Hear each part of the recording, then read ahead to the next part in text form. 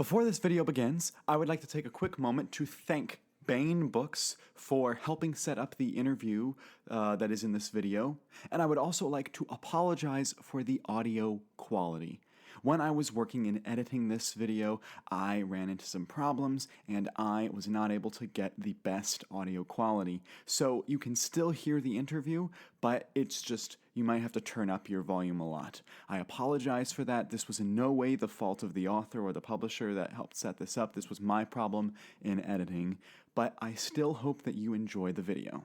Hello, and welcome to my channel. My name is Jonathan Cohn, and today I am with the wonderful Les Johnson, who has written several books with Bain Books, the publisher that I've been working with here at Dragon Con. So, Mr. Johnson, thank you for being on the channel today. Thanks for having me. I'm glad to be here. Dragon Con's great. Oh, it's so great. It's tiring, but it's great.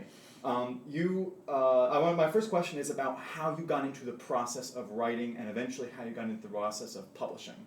How I got into the process of writing. I've been writing, but not creative fiction, basically since college. I have a BA before I went on to study physics and go to work for in aerospace. And I've always been a science fiction fan, and popular science writing is how I got my start. And I would say in the mid-2000s, I had a popular science book published called Living Off the Land in Space. And it wasn't from Bain, it was from a science publisher. That led to other pop science books, and that eventually led to a conversation with a friend and colleague of mine who had recently published his first science fiction novel, and that's Travis Taylor.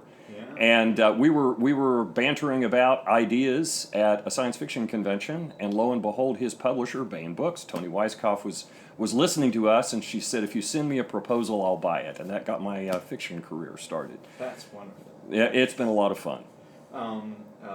That's one of the great things about Bain Books is they've been able to jumpstart quite a lot of careers here.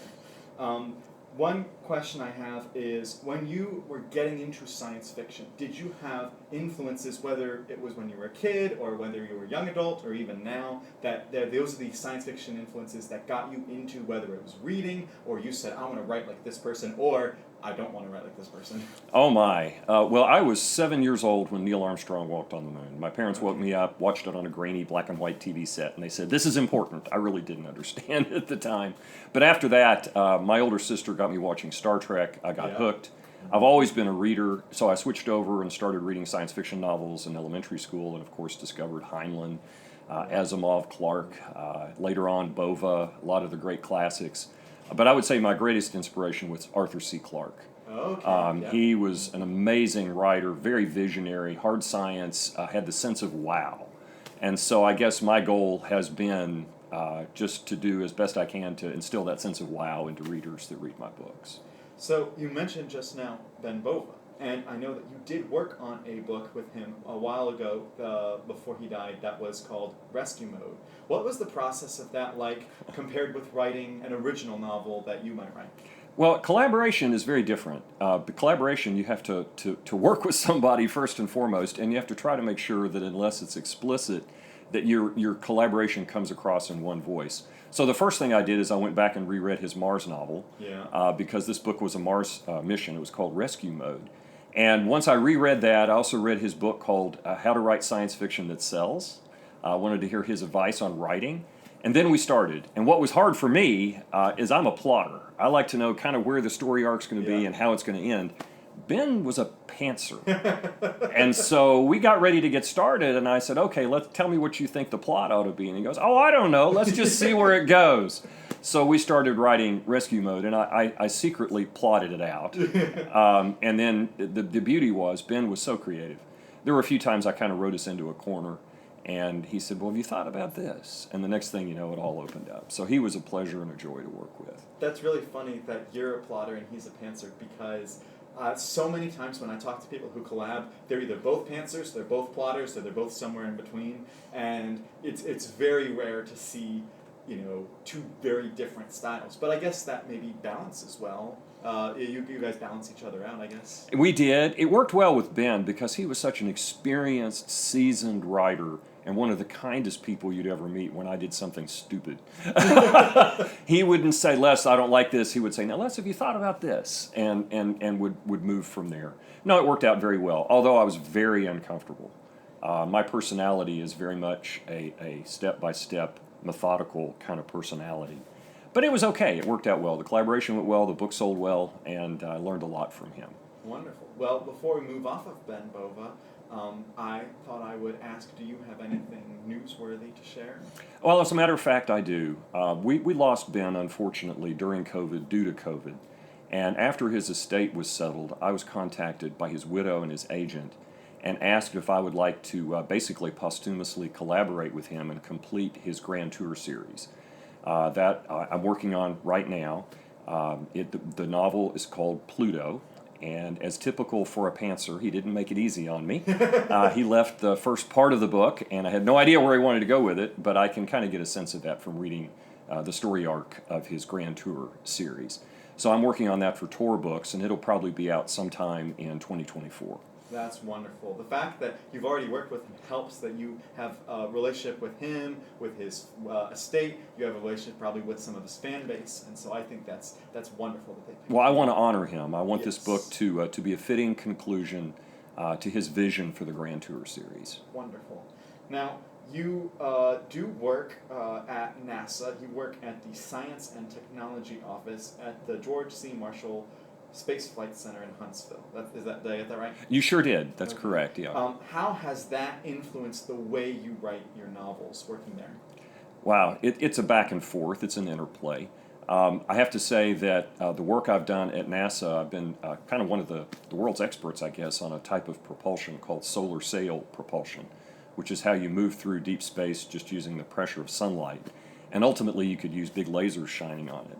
But the interplay is this. I didn't set out to start working on solar sails. I was given the opportunity to do that about 20 years ago, and I remembered a novel I read when I was in high school by Larry Niven and Jerry Pournelle called The Mote in God's Eye. I've seen that cover. And it's a wonderful book, and it's all about how the aliens are invading us, and they're getting here through interstellar space, you guessed it, by laser-driven light sails. And so when I was given the opportunity to start working on solar sail propulsion, and I've led a couple of flight missions for solar sails, I jumped at the chance because that was science fiction that I could work on to make it not science fiction, right? And so that's what I've been working on the last few years and continue to work on, as well as some other projects. Now the interplay, though, is kind of interesting because it also goes the other way. Because when we were working on this first part of this mission, it's a mission using a solar sail to go to an asteroid.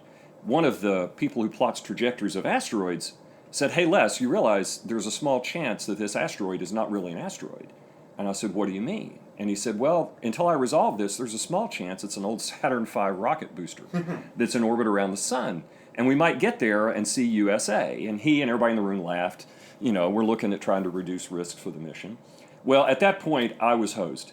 I went home that night and plotted out my book from Bain called Mission to Metheny.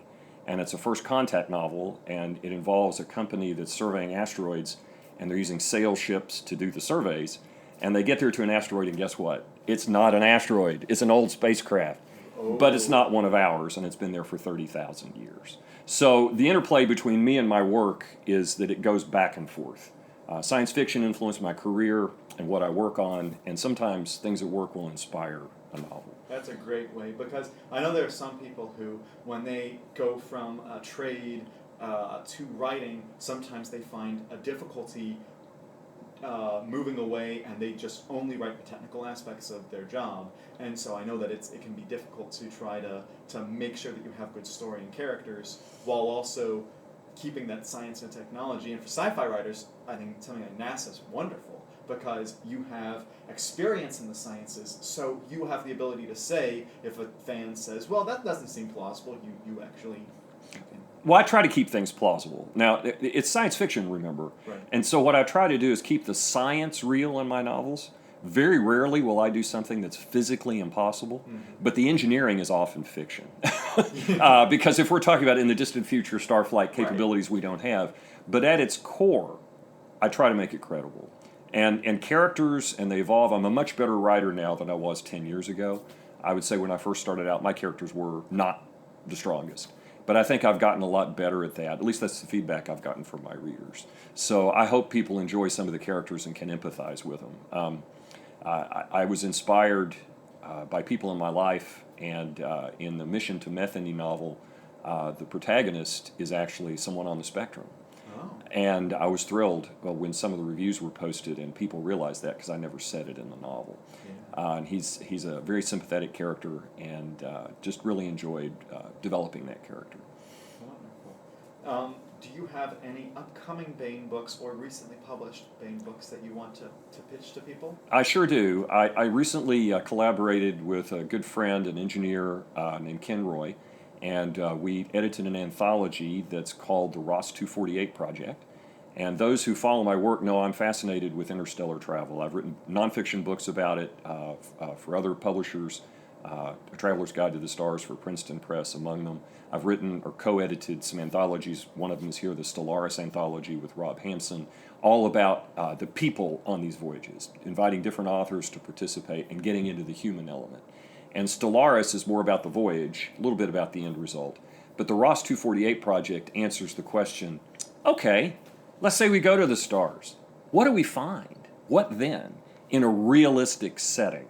So we're not going to have everybody go to Class M planets that you can take off your, have to wear special, Right. Gear and everything. Everybody looks humanoid, right? These are plausible stories of future voyages to star systems where planets might not be exactly Earth-like. And in this case, it was to the Ross 248 system. We've got some great authors playing in that. And we have a few popular science essays dropped in to kind of give you the science behind the fiction. So we're hoping that people who read it will be entertained, maybe learn something along the way. Well, wonderful. That made me think of how the fact that when you watch Star Trek shows, every planet's a Class M planet, and they're almost always good to take off their masks. And I'm like, what's the plausibility of this here? I mean, Next to zero. Right. We have yet to actually find a place where we can just go and live yet. So I won't say it's zero, but it's pretty close. yeah, right. Well, thank you so much for doing this interview with me today. No, I'm glad to be here. Thanks for your interest, and I'm looking forward to maybe running into you again here at the con. Wonderful. And please check out his books. You can find them at most places that books are sold. If you're at DragonCon, make sure that you stop by Bain's area and make sure you go to the road show, the Bain Road Show. But until next time, I'm Jonathan, and thank you for watching.